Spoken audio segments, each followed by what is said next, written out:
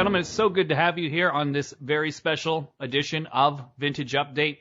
If you're listening to us on the Spreaker Web Radio Network, if you're listening to us on War Radio, which you can now access on our website, WrestlingAudioRevolution.com, in the live section, there will be a schedule put up just in a few days, I think, that will be giving you all of the live shows that are coming up in the future.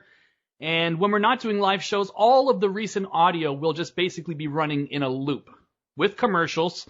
So if you just want to kick back, do some dishes, I don't know, whatever you do around your house, just put us on our website, WrestlingAudioRevolution.com, in the live section, War Radio. And it's so good to have you here. Maybe you're listening to us on one of our social media platforms. Maybe you're on Facebook or Twitter, and you don't even know what you're listening to us on. You just clicked on some kind of link that was there being shared. Glad to have you here as well.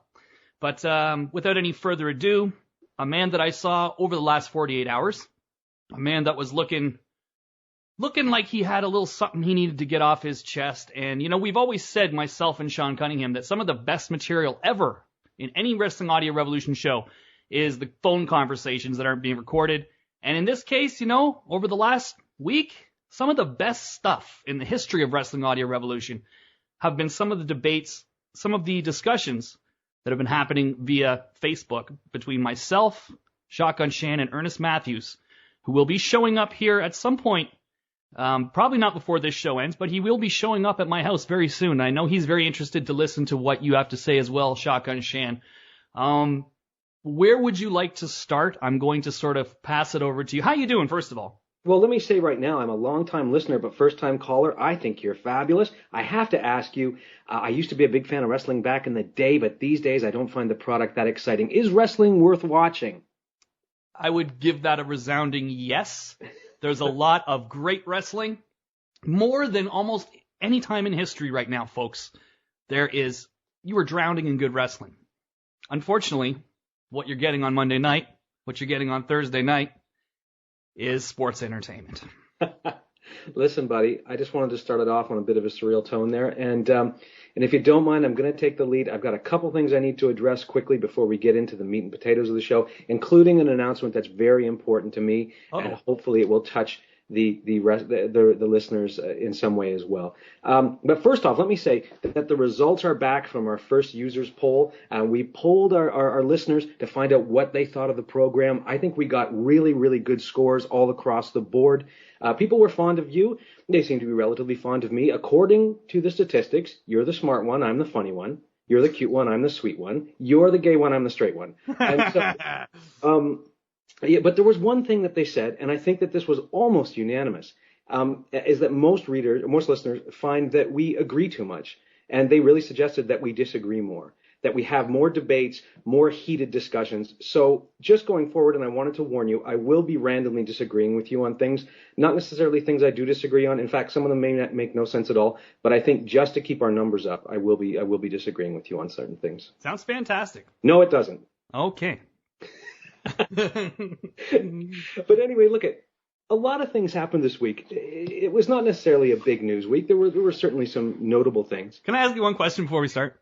Yeah. Are any of the words that I've written you over the last week going to be used against me in the court of Shan? They will not, and in fact, Okay. I will not be quoting any of them. I'm merely going to take the very best of them and shine them in the very best light. Okay. Let me put it that way. We have been having a discussion, and I've realized, and I've tried to deny it for a while, that I've just become a broken record about hating the new product. My upset with certain people getting pushes while other people don't, even though they're clearly over. And I'm just starting to think that really, following last week's Fastlane pay-per-view, I would say that the writing's on the wall. I think the nail went in the coffin. I think the Daniel Bryan movement's over. Not to say he's not going to be popular, not to say that he's not going to be, in the upper part of the card.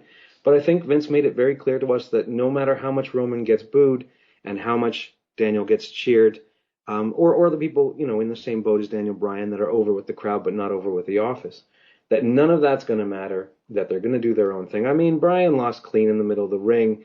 Reigns got out of all of his finishers. They pretty much, it was a great match, and certainly the best match of Roman Reigns' career up to now, at least singles matches, and probably possibly the best match he'll ever have unless he fights Bryan again. But it stung. And I was upset, as I always am, following the pay-per-view. And I spoke with you in earnest and said, I'm so sick of this. I can't believe it. I can't believe they're doing it again. Vince doesn't care. He says we're the WWE universe, but when myself and other people who seem to be like-minded express that they're not happy with the product and they like a certain person, he ignores it, blah, blah, blah. And you said something that changed my world. And you'd said it before, but you got me at the right time. And you said, we're the idiots. We complain, but we give him the money. We support his product. Probably more than a lot of people do, especially because as we are wrestling journalists and we really do have certain obligations, we've been supporting this product that we hate. So I thought about it for a long time. And again, you went on more than that, and the things that you said were true. I think I said something about we can shit on Vince, but we also have to shit in our own underwear and just kind of let it run down our legs a little bit and sit in it and think about it. I clearly was going to leave that part out, but the idea was there. But, and I thought, God, what if I'm going to be able to look myself in the mirror and continue on with the wrestling that I do enjoy, like New Japan, Ring of Honor, and some of these other folks, I really need to assess what I'm doing as a consumer. And so I've decided to make a big change going forward. In some ways, it's not a huge change, and it's certainly not one that's going to affect WWE in the slightest. No one will ever notice. But those documentaries, that documentary where the guy ate McDonald's for 30 days?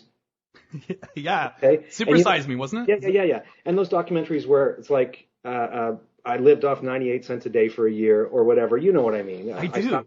I stopped eating wheat. I started wearing plaid every day, whatever it was. Can I just say that you're totally gripping me with this stuff, by the way. I forgot we're even recording a show. Go ahead. Well, I decided to look at my wrestling consumption now, and I've decided that until I'm happy with the WWE product, I will not be spending 1 red cent on the product that's out there. The current product, or even any of the products that are putting out. And there are a couple of exceptions, which I'll get to at the end. But until I'm happy, whether it takes a year, 2 years, 5 years, whatever, I'm not spending any more money on this product. That means no WWE network for me, not the bastardized version that we have here in Canada, and not the streaming one if it comes out. No, I'm not paying for it. I know lots of people that have it. I'm sure I'll be invited over to watch, but I'm not paying a cent. Obviously, no pay-per-views. Again, I'm in the same boat where I got lots of people that will invite me over. Being a journalist does have its benefits, and people do want you there to hear what you have to say. So no pay-per-views, no books, no DVDs, no live events, no more money. And I'm not even going to fall for the trap where they go, oh, yeah, you don't like what we're doing now, but we've got this great DVD of crap we did 15 years ago when we cared. I'm not paying for that either. So no video game?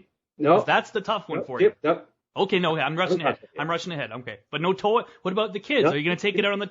Okay. You got to slow down. I'm sorry. That's what the people out there are asking. I'm just one of the people right now. I'm listening, and they're all shouting the same thing. They want to know what's the answer to these questions. But go ahead. It's the new way of doing this for me now is to go slow and take it calm, man, because this is a big change. The WWE 2K15 video game, I will be purchasing the upgrade pack because it has Macho Man Randy Savage and Honky Tonk Man.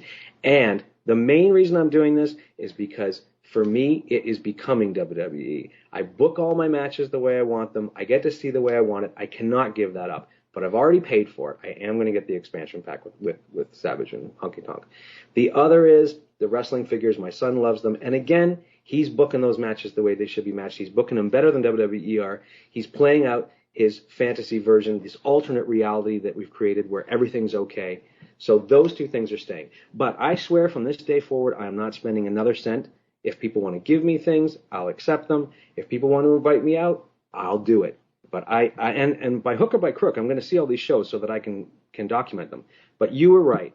There is no point in complaining and then giving them money. It's a weird, creepy, codependent relationship that I'm not going to support anymore. And that way, we don't just become another podcast where we complain about the stuff that we pay for. We'll be a podcast where I'm complaining about stuff I don't pay for. There you go. So you're definitely not saying that you're going to completely ignore in terms of if you hear there's some great match or something, you'll let's be honest. We'll go through contraband methods and we'll check out the match that supposedly was so good because we are wrestling fans. And WWE obviously has a ton of great in-ring talent. Nobody can deny that. So am I right about that? I don't want to miss one thing that comes out, and nor do I need to. Yep. The TV's free. The pay-per-views, as I said, I'm always invited to pay-per-view parties. I'm just not going to give them any money. Maybe I'll buy them some pizza. Who knows how it's going to go. But I'm not giving Vince any more money. Well, I'm going to help you there. Okay? And I don't want to cut you off, and I don't want to stop your train of thought, but I'm going to just help you by saying I'm not going to be an enabler, because I will never order another WWE pay-per-view. Ever. Right on. Will I watch a WWE pay-per-view? By contraband methods? Yes. And somewhere right now, God, I've been really taking shots at Fedcast. I mean, they're great guys. I know you haven't even met these dudes. They're great guys. Put on a fantastic podcast. They're way more consistent than we are in terms of always every week putting up their hour-and-a-half podcast, talking about literally every single wrestling under the sun. They have very different views than we do on this topic. But they did make a threat one time saying that, if you guys boycott WrestleMania, you're not going to get to see WrestleMania. But the bottom line is we are. We're just not going to watch it live. And that's not something to me, even that's a protest. That's something to me that honestly, bottom of my heart, I'm totally fine with. I don't need to see it live. It's a smart consumer decision. Why would you pay for something you're not really into? How many WrestleManias now has Ernest Matthews fallen asleep on our couch by, hour 3? Oh, too many. It's pretty much it's the ongoing thing. I don't know what kind of parties they're going to and what kind of excitement is in that room. God, I wish I could bottle some of it and just take it before watching every WWE show up, possible, because in our house, folks, it's a pretty dead atmosphere. I mean, we had the CM Punk match a couple years ago that really got us excited. Last year was pretty good, really.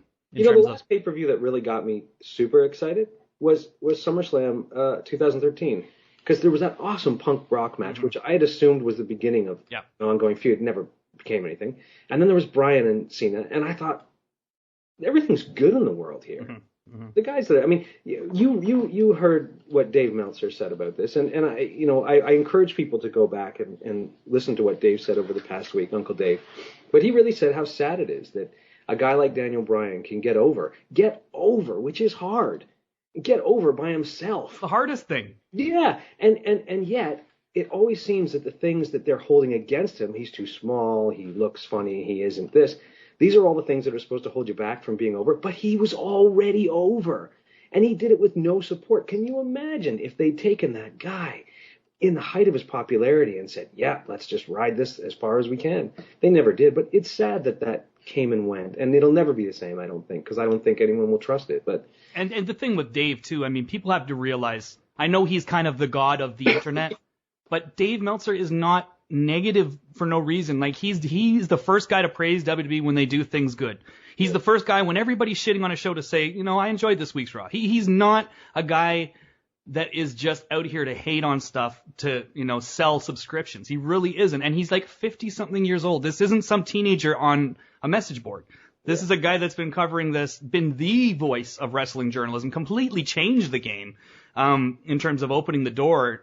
And I mean, he's been doing it since the 80s. Like, it's like, okay, if this guy's saying it and he's seen it all and he's seen them all come and go, you're honestly not going to take any consideration to that seriously. How many RF video shoots or videos do you have to see where guys are just, the guy is there telling the story that Dave was reporting years ago? It still bothers me that people are like, oh yeah, Meltzer, the internet and all this stuff, and they automatically discredit it. It's like, how can you even do that at this point? But I mean, here's the thing with WWE, and it really is so bizarre when you think about it. Guys, the hardcore fans are not where WWE makes their money. They make the majority of their money, as ironic as it is, from the people that don't care. The casual fan. The fan that it's just a television show to them. They don't think about it and see any injustices being done. They don't and these fans really are the majority. I don't doubt that for a second. I don't believe in the whole silent majority thing, but I do believe that those fans are the majority. The fans that watch their little show. And by the way, if WWE were to go out of business, I think they would react the same way as anyone when their favorite show got canceled. They wouldn't have any historical meaning to them. It wouldn't be what it is to you and I in terms of this story that, oh my God, we have to talk about WWE went out of business or anything. They don't care that way. They don't care about how people are being booked. It's just a television show to them. And if you were to tell me that WWE draws, 4 million people to their television show, Raw, a year or a week, which they do approximately. I would say there's probably about 1 million people that are like you and I. Yeah. And as much as you can say that's the minority, it's still 1 million people. And it's a very influential million. It's the people that can hijack your show and completely change the perception to that fan at home watching. You know what I mean? Remember, these are the guys who are spending money on a ticket to watch a live event. That's Absolutely. one of WWE's more expensive items out there. Absolutely. The live event ticket. So when those people are making a stink. But that's television too. That's where I must say, you said we have to disagree more, and I'll just say that's television. The people that go to television are the people the more of the hardcore audience. The people that just go to the house shows, that's just parents and kids mostly, and just the salt of the earth fans. They probably think that is actually a pay-per-view. They probably think it's on TV. Yeah. And it's a house show. To be fair, at house shows, they tend to put the popular guys over because it doesn't matter. Mm-hmm. You know what I mean? That's true. We've seen that enough times, where if a guy's really into it, they're like, it doesn't matter, it's a house show. You know, put them out there. So, yeah, I know, I agree with you. It's not really our WWE anymore, just simply because I guess what we have decided is quality is not what's being reflected there. So, and as I said, the biggest problem I've had in this whole scenario is the whole sort of dual perspective here of you're the WWE universe and your input is valued, and it's not. So let's not. No, absolutely not. And too, the other we're like the Mythbusters of wrestling podcasts, right? Am I the guy with the beret? Yes, you are. But you know what? The biggest myth and the simple explanation from lazy journalists is that Daniel Bryan appeals to the smart fans, that maybe that million, right? Yeah. And Roman Reigns appeals to the bigger picture. Yeah. Let's break that myth right now. Because those people, first thing I'll say, they obviously, over the year 2013 and 2014, paid zero attention to the merchandise sales of the guys in that company. Because just to break the myth, folks, about how Roman Reigns, or forget Roman, this isn't even right to make Roman the villain here. The fact that Daniel just appeals to this little smart fan and he doesn't get over to, say, the kids and the casual audience. In 2013, this is how the merchandise sales went for pretty much the entire year. John Cena, CM Punk, Daniel Bryan. The first half of 2014, which is the runoff still of the CM Punk merchandise after he'd walked out, remember? Yeah. Was John Cena, CM Punk, and Daniel Bryan. Now, by the middle of 2014, or even before that, the middle's not right. Probably the first 2 months, say, of 2014, Punk was still number 2. By the third month of 2014, it was Daniel Bryan for the rest of the year, right under John Cena. So I do suggest that people pay more attention to who's selling merchandise before they start saying he just appeals to this tiny little demographic. And even just to personalize it, when we went to the WWE house show, what merchandise did your kids buy, and what was the only thing they were interested in? And what was the only thing that the crowd was chanting, despite the fact that he wasn't there? He wasn't there. And this was a house show, salt of the earth fans. Yeah. So to say that they've dropped the ball would be understatement of the year. Yeah. And you're right, the movement's over, and they will go back. You can see how they've cooled him off. It took them 4 weeks, Shan. It took them 4 weeks to get this guy who should have been coming back with all of the fanfare in the world. Yeah. It took them 4 weeks to get the fans to be like, okay, we give up. Now, I will ask you, we'll stay on this topic a little bit longer, but I know you were in not the minority, but the majority of the fans that I know and people I talk to that was very disappointed that if Bryan wasn't in the main event, that he was not getting this match with Dolph Ziggler. Do you wish to comment on this, or what do you think? Looking at the possibilities. I know what you were thinking, and I agree with you in terms of your theory, but just not the way that it would be carried out, in my opinion.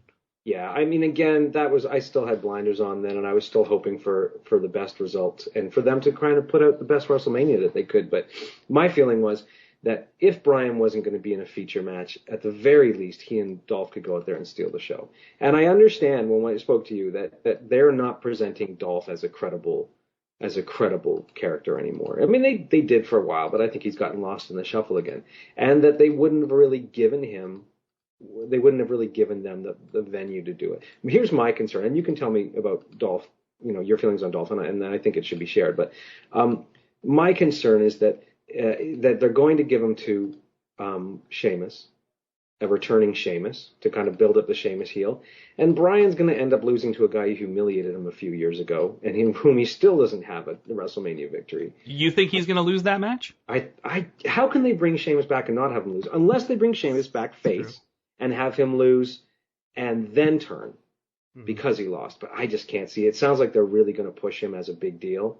So I don't know. You think Bryan can come out of WrestleMania against a returning Sheamus with a victory, considering how they're booking him? Shit, I'm gonna just say this, and this is actually something I am gonna hijack from a podcast I heard with Les Thatcher, who's actually likes us on Facebook, and Les is obviously a great coach. He's a grandfather. This guy has been in the business forever. He's trained all kinds of guys, Dean Ambrose included, Brian Pillman included. But I heard a podcast with him recently where he was just talking about how you need to look at Vince more, and this is where fans, that just point at the stock and just point at the ratings and say, I don't see any problem here. Vince clearly knows what he's doing. You guys don't know what you're talking about. But you know what? Look at Vince as a coach, okay? Forget looking at him as just Vince McMahon, the promotional genius. He is the coach of this roster. As a coach, you're supposed to put the right guys in the right positions to succeed at that moment. And I think that is so completely fucking obvious these days that he is a terrible coach. And that goes right up to the Roman Reigns push. If this guy is your future, and I can honestly look at him and say, yeah, I can see him as the future of the company. Not now, but I can see it. If he really is, and you really feel that way about him, what are you doing? Why are you putting him in this position to fail?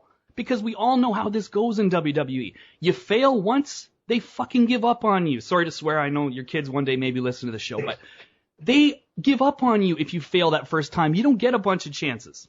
Yeah, that's been my feeling going forward too. A real sympathy for Roman. I don't hold anything against that guy.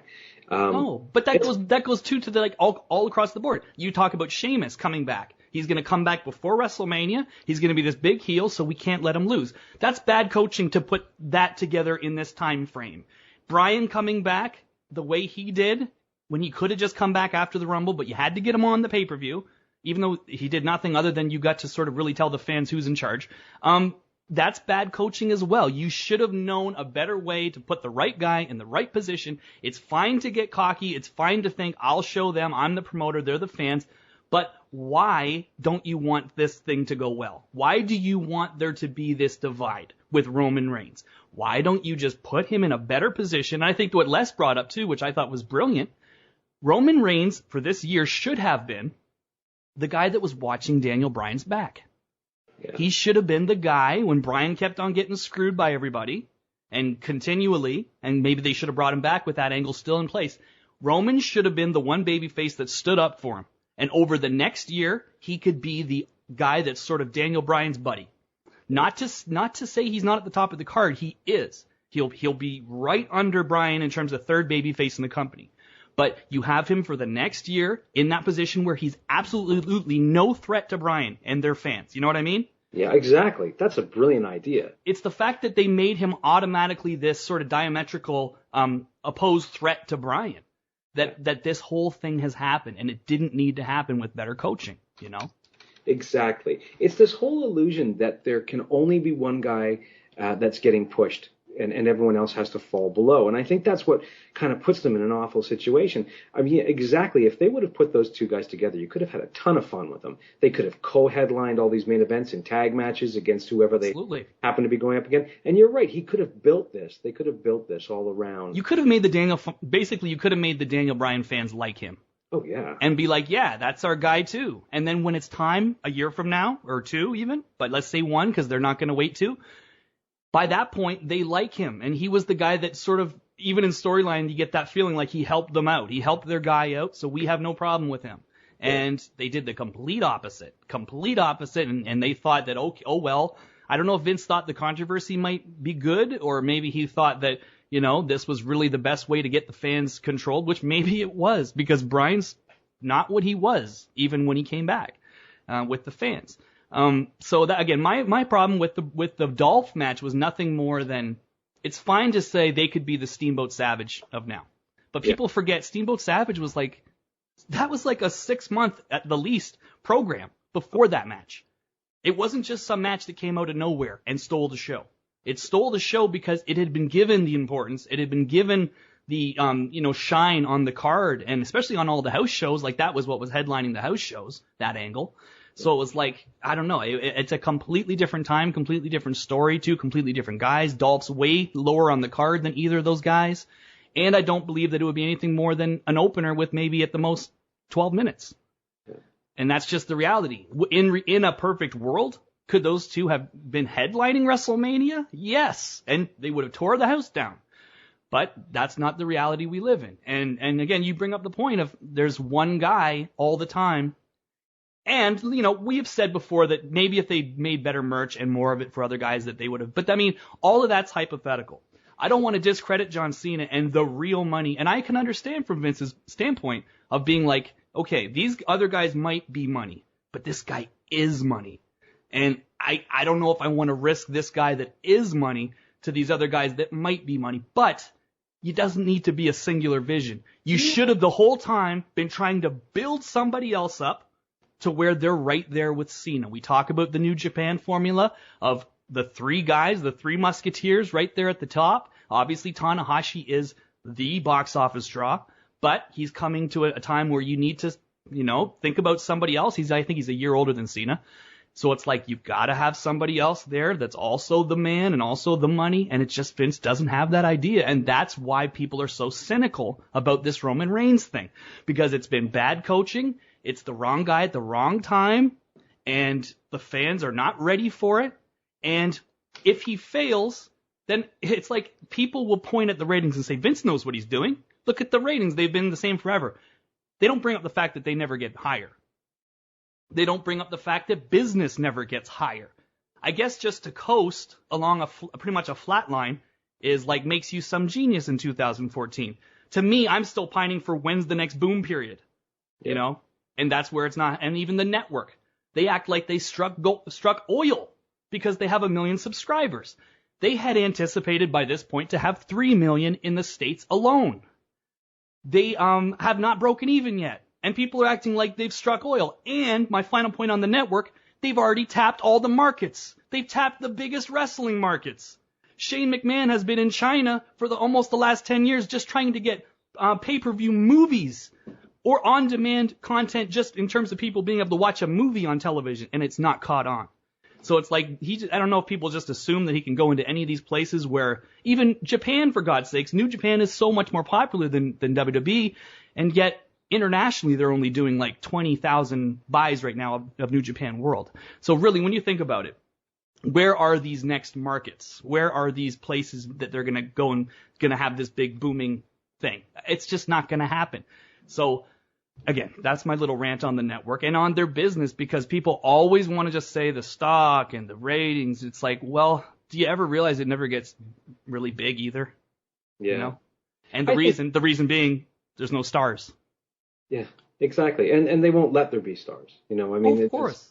There's just it's a difficult time, and I'm sure it's difficult for everybody, because my feeling has always been that Vince has never really kind of recovered from the end of the Attitude Era. I mean, it was so big, and I think maybe his ego and his feelings he's never really felt comfortable again. I think that's why he latched onto Cena and held him for 10 years in that position. That's turned so many people off. And while we're heading now into a Roman Reigns period, which, I mean, who knows what the long-term plans are, but in my gut, I feel like if they can get that out of him, they're just going to put him in Cena's place, and it'll be another, 5, 6, 7, 8, whatever years of another guy on top. But I think he's looking for that, not finding it, and then making a lot of excuses when really he needs to take the initiative to kind of build on what they have and make it the best it can be. The one thing, too, about Roman, which really could get painful over the next little while, is the fact that unlike so many other guys that they've given up on, Roman is their creation.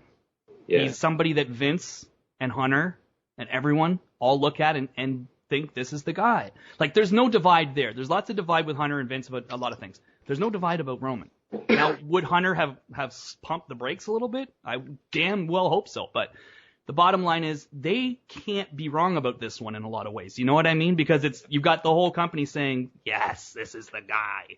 And then if he fails, it's like, well, how many opportunities will he be given? One would assume a lot more than Daniel Bryan, for instance. Yeah. One final thing on Bryan, too. And this is the thing that really goes to show, like, Vince, he's looking for it, and he doesn't even know what it is. Yeah. Because you look at the Rolling Stone article on Bryan. This is Rolling Stone magazine, everybody. And if you remember that article they put out, and it was like right after he won the title, right? Yeah. And it was just like, essentially what they were telling their readers was, I know you have this idea of wrestlers. And you picture a wrestler, you picture kind of dumb jock, steroids, muscles, and, you know, kind of a caricature. But this guy is like somebody, this is what their words kind of were, was like, this guy is somebody you people could probably relate to. He's a vegan. He's from Seattle, or from wherever, Aberdale, Washington. He kind of looks like he'd be a part of the group Band of Horses. You know, the way that they put him over, and in no way were they making fun of him for any of this. They were actually making it like, hey guys, you might want to check out wrestling. There's this guy that you might be able to relate to. And I just always thought that, you know, that should have been something that they really pushed. First of all, I don't even think they ever mentioned it on TV ever, that he was in Rolling Stone.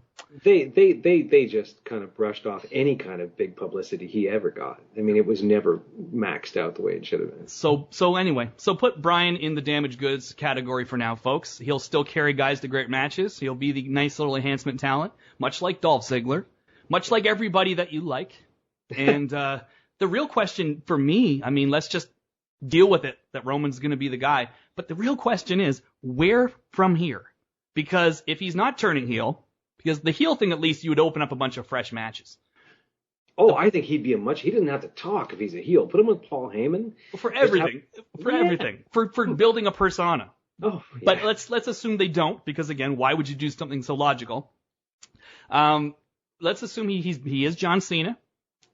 I think they're phasing John Cena out way too fast, too, by the way. But maybe this thing with Rusev actually could put some kind of prestige on the U.S. title. Dare I say maybe we bring it up to Shinsuke Intercontinental title level? No. I think not. I think there's a Shinsuke involved in that equation. But John Cena has done a great job with it, even at the pay-per-view. You know, the way that he looked at that title. And you could really tell that story of, you know, this was my start in WWE, how I started things got rolling was with this title. Yeah. I think there's a pretty good story you could tell if they decide to actually go that way. But I still feel like he's your box office. You're phasing him out. You're saying now's the Roman Reigns time. Everybody knows it's not. But the question is, when Roman wins the title, who do you have? What stars can he run through to be a bigger star? Does anyone have an answer besides Brock Lesnar? Where do we go next? He just beat Daniel Bryan, and both guys are seemingly less over because of it. Seriously, Shan, who do you feed to Roman Reigns if he just wins the title right now? If he wins the title as a face, nobody. They'll give him Big Show. They'll give him Seth. But Seth's going to be busy for a little while, I think. And Seth is the guy that's on Raw getting shouted down by Stephanie McMahon, getting his balls chopped off. So what does that matter anyway? Yeah, exactly. There is nobody, but that's been the worry the whole way through. I mean, that's what we're up against now. Like, what will happen though? What do you think will happen when, say, Cena is phased out? What will happen when Brock's no longer available or he's retired? What will happen when Undertaker can't come back? What will happen when who else? Triple H can't come back? Honestly, when are we going to start building these guys up as stars? And again, Uncle Dave said it best. We are in the era of the mid-card. Yeah. This is the mid-card era, folks. If you like guys that are just kind of geeks, floundering in the middle, having pointless matches that are completely disposable for the most part, this is the wrestling for you, folks. Do you want to get off this topic, or what's going on? Any closing thoughts, maybe? I don't know, man. I think you've really summed it up. It's frustrating and awful, and it's a hard situation to be in. And again, it only solidifies my whole decision to kind of to just stop supporting it. But it's a sad, difficult time. It's not even a matter of being angry, frustrated, or anything now. It's just a sad, difficult time to see the product that we were so invested in for so long. Most of the guys we really loved have gone, not because they've, necessarily because they've retired, but because they've been diminished, or they've, guys like Punk and Del Rio and guys have kind of said enough of this, we're gone. Or Rey Mysterio's done. Mysterio. Which I know. Go ahead. No, it's just Ray isn't what he was. I'm not sure what his ability is now with as far as his physical condition, but obviously he hasn't been on TV in a while or in any featured role. But Ray was such a huge talent and made such a difference in wrestling.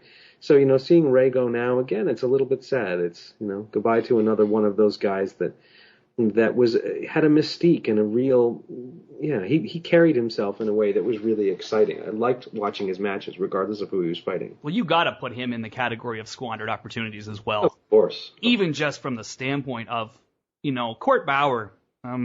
Check them out, MLWradio.com. They do a great job over there. But Court Bauer, a former writer of WWE, he openly talked about how multiple writers got together and pitched Vince an idea about an animated series for Ray, multiple times, and every time Vince was just rah, rah, rah. He had no interest in it. He didn't see anything in an animated series about Rey Mysterio, and his excuse at the time was it was too expensive.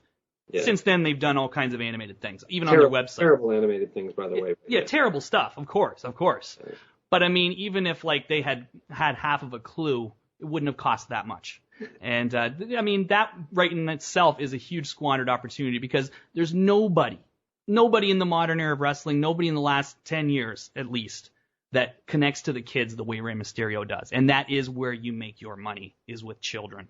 Ray was a real live superhero for kids. I mean, he was little, and so they could identify him in that way, but he had the mask, and he was all over the place, and he was exciting, and yeah. It captivated their imagination. It really did, because I think every kid, likes the idea of putting on a mask and going out there and sort of people not knowing who you are and getting to do all kinds of cool, flashy stuff. Yeah. And yeah, I mean, I know your kids, obviously that was their favorite forever. I'll have to maybe admit, the reason, do you think maybe even one of the reasons they even started to have any interest in wrestling was because of Ray? I think so. Oh, that was definitely my son's first. My son's the character that he was into first was Rey Mysterio, because he was really into superheroes, and I was watching wrestling, and he said, I saw Ray, and he said, who's that? Oh my gosh. We got him a Rey Mysterio figure, which for the longest time was with the superhero figures. Before there were any other wrestling toys in the house, it was Ray, and he was with Batman and Spider-Man, and he would do his thing. So yeah, I mean, Ray was a gateway kind of wrestler for kids. And broken body or not, you should have kept him on the roster forever. But again, this was not a situation of them letting him go and him being heartbroken. Ray, everybody knows Ray has been ready. He wanted to be gone a year ago, and going to be a really interesting time for Rey Mysterio, because there's something big brewing. They've already announced some of it, that being WrestleMania weekend. He's going to be doing, I guess, a whole bunch of stuff with the rapper Wale. Now, people that know Wale will know he was the guy that came up with that cool Razor Ramon rap almost a year ago now. He came out with that song where he rapped over the Razor Ramon song and referenced all this stuff. Wale is a huge wrestling fan. He's one of the top, most famous rappers in the world right now. Between him and Rick Ross, it looks like they have somehow clicked up with Rey Mysterio and Conan. I know that's a motley crew if you've ever heard one. Oh my gosh. And it looks like there's going to be some kind of not just a musical, but also a wrestling. There's going to be something emerging here going on. And it starts WrestleMania weekend. Wale will be doing I think it's a concert. He's doing some performance, and Rey Mysterio is doing a meet and greet. But also that weekend, Rey Mysterio, I referenced MLW Radio, he will be doing a tell-all, break his silence podcast with MLW Radio on WrestleMania weekend. And I think everybody's really interested now that the handcuffs are off, now that the gag order has been taken off, that Rey Mysterio is going to speak about what's been going on. And I think this is going to be interesting, because one thing about Rey, man, you can't find anyone that will say a bad word about him. You really can't. In that locker room, I've even heard Cody Rhodes over the last year say, anybody that says anything bad about Rey Mysterio, I'll punch in the face. Because he's the nicest wrestler on the planet. And he's the easiest guy to get along with on the planet. And I'm interested to hear what Ray's got to say. But it looks like there may be some kind of a cross wrestling / rap, music management thing going on here. And they may be doing some really big stuff with Ray. And he's going to be showing up in Lucha Underground. He's going to be showing up in AAA. And he's going to be getting 20. He's asking anyway, and he'll get it. $20,000 per indie date. So looks like Ray's ready to make some money, folks. Good for Ray. Good for Ray. And this is the modern era of the wrestling is changing right now in terms of guys' mentalities. We're almost in some ways entering a bit of a territorial type of thing, because you've got guys like Alberto, and Alberto has got some big stuff coming in 2015. And I think everybody knows, they've heard the rumblings about Bellator, and these are absolutely true. And you guys are going to be hearing some things. I'm not going to tell you anything. I don't want it to come from me, but I think everybody knows there's something big coming with Alberto, and he may be getting back into an octagon or getting back into some shoot fighting. But I mean, this guy's all over the map. He can go wherever he wants. on his own schedule. He can be in Ring of Honor. He can be in Lucha Underground. He can be in all these places and make more money than he did in WWE and not have to put up with the bullshit. And almost, you feel like more of a star, I would assume, when you're kind of doing that too, you know? Oh, yeah. And I mean, I think for a guy like that, there's nothing that can replace that feeling of independence and being able in control of your own career. AJ in the Bucks too. You know, put AJ Styles in the Bucks in that category. Exactly. And we're seeing that now, and it really is. It's encouraging and exciting to see that while this monopoly was built up, with the only place you can go is WWE, well, that's just not true anymore. And guys have done that themselves, so good for them. Yeah, that's the warm, fuzzy feeling right now for wrestling fans, is just seeing these guys that are unbelievable talents finding a way to make it all work. And speaking of AJ Styles, we can do a little crossover here because we're about a week behind. I did see this week's episode, which I really liked. I'll send it your way. Maybe I'll talk about it at the end of this review, but I'd really like to talk, if you don't mind, about last week's New Japan on Access TV show featuring the very first match from the G1 Climax 2013 with Nakamura and Kota Ibushi. What a match. Oh, my God. Those two guys are magic anytime you put them together. But that match was exciting. That match was fun. If you're going to sit down and watch a New Japan match for the first time, that would be in my short list of matches that I would hand over to someone to get introduced to the product. Yeah, first of all, this is a show that took place at the Bodymaker Coliseum. Now, Shan, is there a cooler name of any kind of a venue than the Bodymaker Coliseum? Maybe the Body Breaker. I don't know. I guess. Bodymaker's better because you're taking a life and you're turning it into just a body. That's the way I always thought. Just sounds like some mafia shit. But so this show, really fun. Completely, like every show is very much structured the exact same way. You have the guy that's sort of the featured player of this particular episode and this particular big match, do the little intro and say, World Pro Wrestling returns. Obviously, Nakamura doing it is going to be a lot more animated than everyone else. He puts his hand up to his face and just does some weird stuff. But he sort of does a little intro. And the show starts off, and this, the very first match even, like, Carl Anderson is, whether he's telling jokes, whether he's in the ring, whether he's doing Steve Austin impressions, I just love this guy. And, the way they use their legends, like a Tenzon, for instance. Obviously, worst hair of all time, but he's a legend. And this is a broken down dude, but they'll put him in a position where he can come and put on a match now and then, and it'll be quite good, It's like they use their legends so smart. Liger, the same. They mostly are in tag matches, but now and then they'll bring them out and they'll be ready to work, and they can do a good match, usually during the G1 or something like that. So for an opener to any wrestling show, to start with this, I thought it was a perfect little opener. Carl Anderson, again, just the look and the work are just completely different. You see him and you make these assumptions, then you see him work and you're like, good God, this guy's great. That was the opener. And then the second match was when I don't even think I've even seen this match.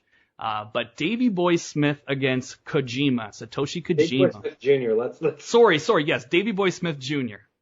Taking Just Perry in case Smith. You thought it was a really old match. Hologram.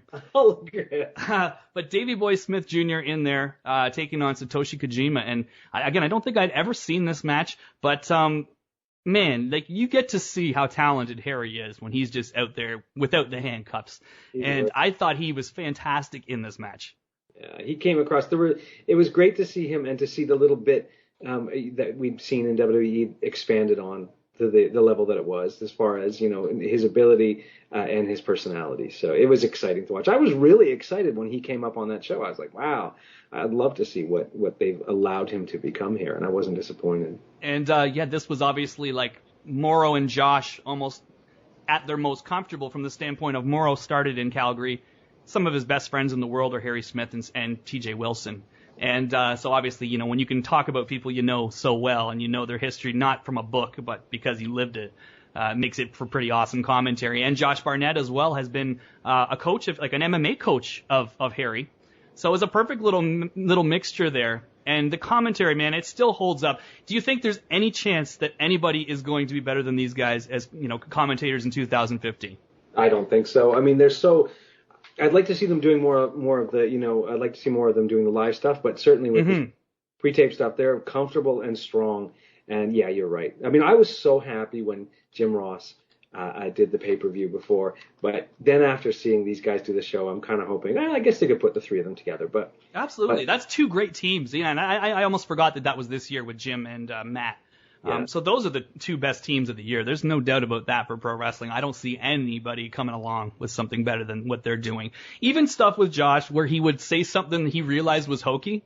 Yeah. It was so perfect because, he would just automatically kind of crack a joke about it and then move on. Like I think, what did he say? Something about Kojima swinging a flesh-colored sledgehammer. Stuff like that. With any other commentator, it would just send them down the wrong path.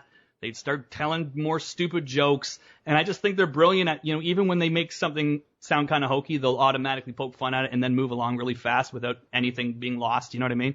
Yeah, exactly. So anyways, this match, again, these are all matches from the G1 Climax of 2013. This was the Bodymaker Coliseum. And a kind of an interesting thing about this being that when you and I and Ernest Matthews first got together and I said, guys, I don't know if you've seen any modern New Japan, but it's become my favorite thing in the world. And we sat down and I showed you 3 matches, very strategic in my planning. Very first match I showed you was Tomohiro Ishii versus Katsuyori Shibata, which at that time was being talked about as the craziest, most violent match, in wrestling at the time, in terms of just a complete realistic brawl of 2 guys going possibly too far. But that was the very first match just to get your blood pumping. And I think both the automatically were just like, geez, like, is it all like this? And then the second match I showed you was actually the main event of this show, Kota Ibushi versus Nakamura. And then the final match we watched was the AJ Styles versus Minoru Suzuki match, which again was voted as match of the year, I believe, in a lot of places. So that was like 3 huge matches, and that was from the G1 of 2014. But I thought it was interesting on this show, the story that they told with Nakamura in his pre-match stuff, where this guy's great, okay? Because the whole reason for this match really having a story was that Nakamura was jealous of his buddy Ishii, because Ishii had that match with Tanahashi, and then he'd had the match that we watched, Shan, with Shibata, and everybody was talking about Ishii. Yeah. Oh, Ishii, so exciting, that Ishii. Oh my God, can you believe that match he had with Shibata? So Nakamura, being the competitor he is, started feeling a little bit slighted. And he thought, wait a minute, I'm booked with this match with this exciting young kid, Kota Ibushi, who's just moving up from junior heavyweight. He's like the most exciting wrestler in the world. I can use him to show myself off so that everyone's talking about me. That, my friend, is what pro wrestling needs to be, because that is so damn realistic, so damn simple, so damn comical. You don't need any more explanation than that. Nakamura was jealous, and he thought, I'm going to use this kid as a way to show myself off. And so they go into this match, and Kota kind of knows that he's being used to be sort of get Nakamura, some attention. But his whole thing is, like, I'm going to show him I'm not just some flashy junior heavyweight. I'm going to show him that I can whoop his ass. And so in the match, obviously the match is awesome. Is there anything from the actual match that you want to reference before we kind of talk? Because to me, the best stuff, since I've already seen this match, was like all the stuff in the beginning and end of the match. Oh yeah, the context of it, and just watching Nakamura is exciting on its own. Like it's almost like the match itself and the sort of the breaking it down into its individual components doesn't equal just the joy of watching Nakamura compete. Yeah, absolutely. So the match happens. It was the first match. There were obviously things that they sort of paid homage to in their second match at Wrestle Kingdom this year. But this was how it all started. This was the first one, and they've only had 2. Can't wait for the third. But basically, essentially, the match comes to a head after Kota gets like 1 million Bama-Yes. He gets the sliding Bama-Ye right at the end. I think everyone thought that was the finish. And this is, again, so brilliant, because as much as he kind of played Kota as this kid that he was, this toy that he was going to kind of use, there was nothing about it that was that WWE way, where that at the end of the day, they would have buried the guy. Yeah. At the end of the day, they would have made the guy seem like a total geek. The way that they played it with Kota was that he was way tougher than anyone realized he was. And he gets all these Bama-Yes and all these ridiculous headshots, which I think a lot of people probably think is too far, and you're probably right. But but anyways, he gets the sliding Bama-Ye, and everyone's like, oh shit, that's the one that usually ends it. One count. That blew my mind. And he slams his hand, like Kota Ibushi slams his hand right on the canvas right away, as just like, no, I'm not done. And then, of course, Nakamura comes by with the drive-by Bama-Ye. And Kota I think that was how their second match ended, too. So he hit him with that one. Kota can't get out. 1, 2, 3. Nakamura wins. He kind of mocks Ibushi at the end, which I thought was pretty awesome. He goes to the fans and he says, "That was exciting, eh?" And they all go, "Yeah, yeah." And he said, "How about you, Ibushi? Was that exciting for you?" And Ibushi's damn near unconscious. But then after the match, the post-match stuff with the press conference footage and all that stuff, God, man, like they have Kota damn near like he can't even stand. He's basically laying down with a microphone, and they're taking the pictures of him and everything, and he's just like fully taking responsibility. He's just saying, "I wasn't good enough, I gave it everything I've got, but this guy's on another level." And like again, building up Nakamura, but also it's like you just saw this guy how much heart he had, and they're asking him, like whoever the journalists or whatever are asking him, but what about that part, Kota, where you flipped out at the end? Because there was that part right in the middle where Kota loses it and he starts kicking, and he actually hit him with some clinch fists, which is a total thing you don't see in New Japan, and the refs always get in there with that. So he actually hit him with some fists. Like he lost it. He lost his cool. And he was basically saying pure martial arts, like this is martial arts movie material. He just basically is like, that wasn't a good thing. I lost my composure, and that's kind of what cost me, because I basically got too passionate about it. And like that's the kind of stuff again that never would happen in WWE ever, which should, because that's a perfect story to say, I lost because I got too mad. And then go ahead.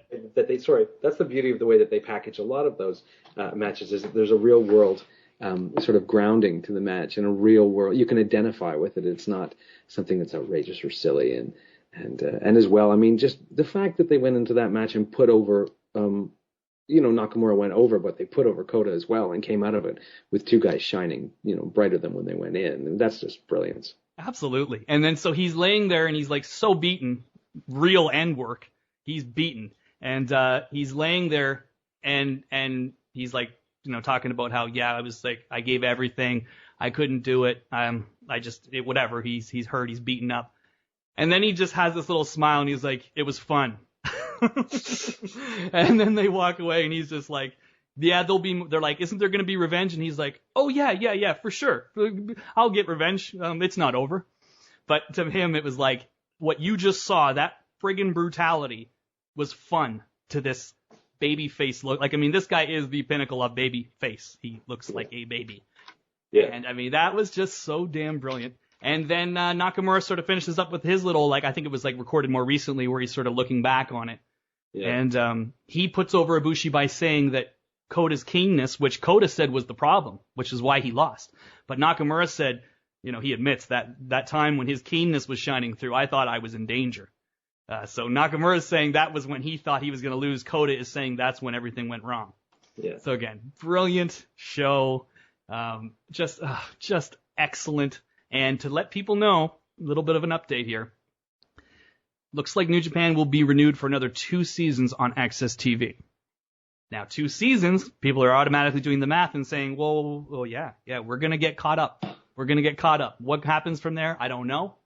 On future shows here on the Wrestling Audio Revolution, War Radio, Vintage Update, War Weekly, we'll be talking more about this. The numbers for Wrestle Kingdom 9, although still not completely sure about what the exact number is because of the Flips app. I guess there's been some trouble calculating exactly how many. But essentially, going into this pay-per-view, these numbers are small, folks, but they mean a lot. 5,000 would have been a failure, but 10,000 would have been a success. 10,000, we would have got more shows. 5,000, we probably wouldn't. Between less than 10,000, we probably wouldn't. 8, 9, maybe we would have.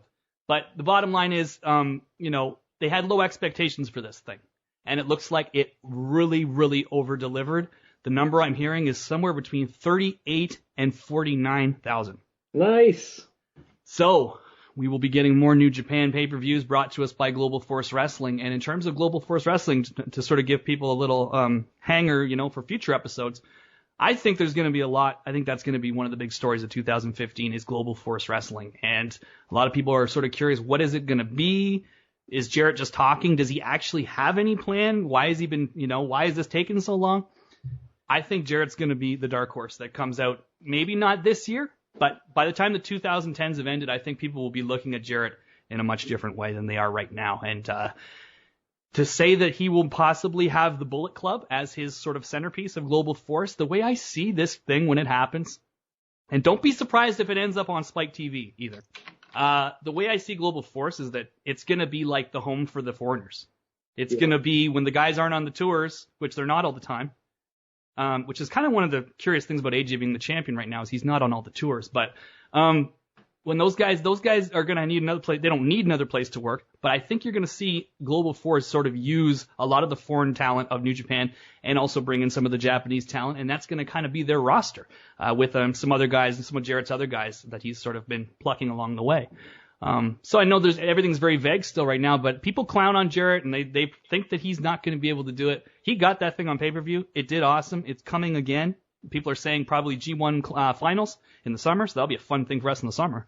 Oh, yeah. But what do you think, just before we get out of here? Do you think that may be the way that Jarrett goes, is to sort of continue the relationship with New Japan and almost have his promotion as the home for the foreigners kind of thing?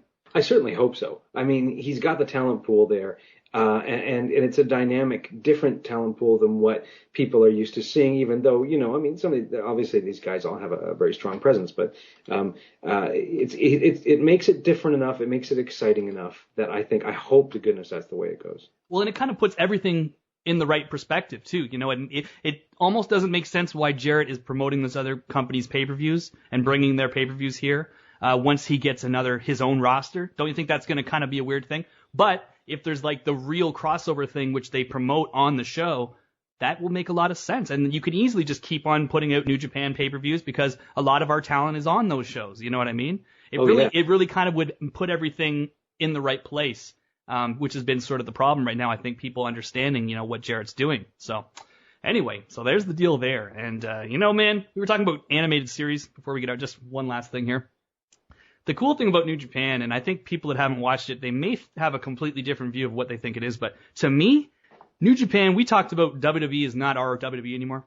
Yeah. New Japan to me is 1,000 times more WWF than WWE is. Yeah, it's true, isn't it? And could you imagine, tell me, folks, for those that know, and Shan, what would make a better animated series? The modern roster of WWE, Seth Rollins, Dean Ambrose, no disrespect to either of these guys, Roman Reigns, John Cena, or Tanahashi, Nakamura, Minoru Suzuki. Tell me what would make a better cartoon. Like this thing, if they ever were able to really, truly, bring it and import it into the States, they could do so much damn stuff with it. It could be a Saturday morning, although you probably don't want to turn kids on to such a violent product, but you could really make it like a Saturday morning cartoon that would be like the coolest wrestling cartoon since rock and wrestling, really. Oh, great. I agree. 100%. The characters are there and the presentation is there. You could even do NJPW babies. Just this little Nakamura going around in his Oh my God, in his little red leather diaper. Oh.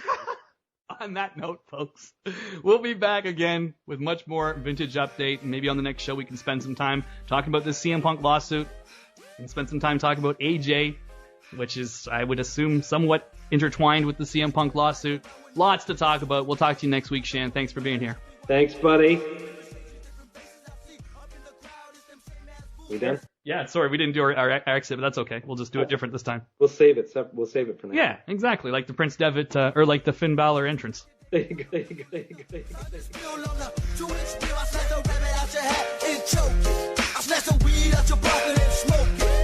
you really want to fuck with a barrel down with a skeleton playing on a cello from the ghetto? 187 if you don't spin the vinyl. Revolutionary mind, but they label me a wino. Someone please and take my brain from the wall. You can blame it on the drugs or you can blame it on the alcohol. Ashes to ashes and back to dust. And before I go, ooh, believe I'm a bust. Ashes to ashes and back to dust. And before I go, ooh, believe I'm a bust. Uno nueve cero to the cuatro. It's the M-A-D-O-N-E going psycho.